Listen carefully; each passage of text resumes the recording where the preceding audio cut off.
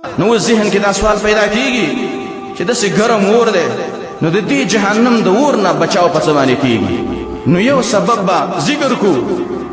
الله رب العالمین دی وکي چې په دې باندې الله رب العالمین موږ له عمل کولو او توفیق راکړي. هغه ډېر ناشنا سبب دی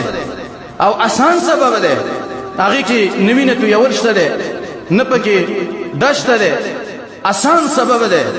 چې په دغه سبب باندې انسان د جهنم د اور نه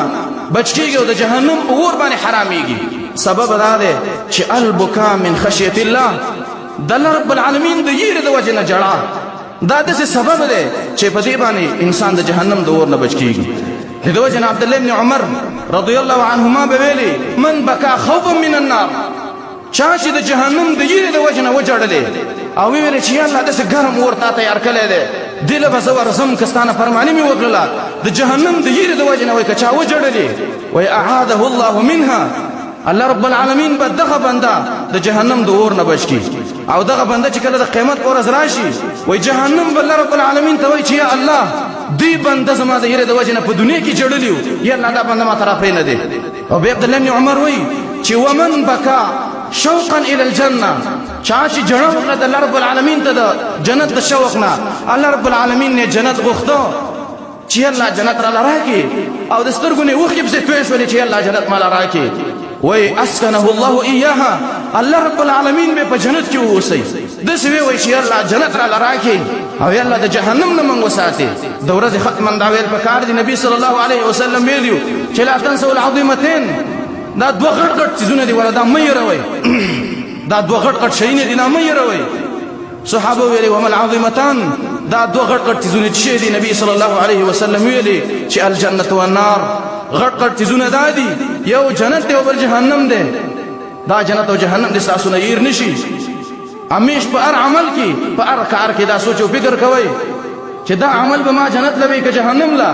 دا کار چې کوم په دې وجه جنت تسم که جهنم لا همیش د تاسو نه دا دوه غټ شي نه ير نشي. د دې وجه نه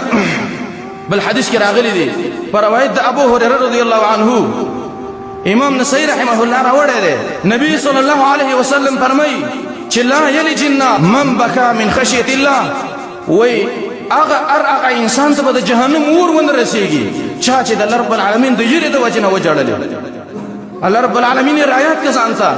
او الله رب العالمین ته وجړلې چې الله ته دومره غټ ذات جهنم دې تیار کړل دی کسانه فرمانی مې وکړه جهنم نه مې به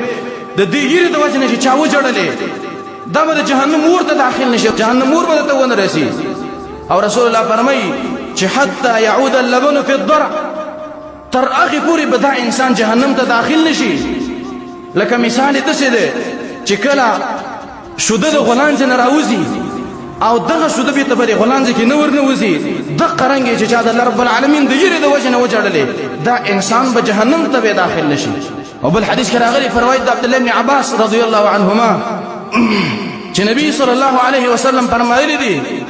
عینان لا تمسهم النار دو سترګې دي چې د جهنم اور ورسره نه لګي د جهنم اور کې دا طاقت نشته دی چې دغه سترګې ته به ورسي. عین بکت من خشیت الله یو هغه سترګه ده چې د الله د یری د وجه نه داغه نه اوښکې توی شي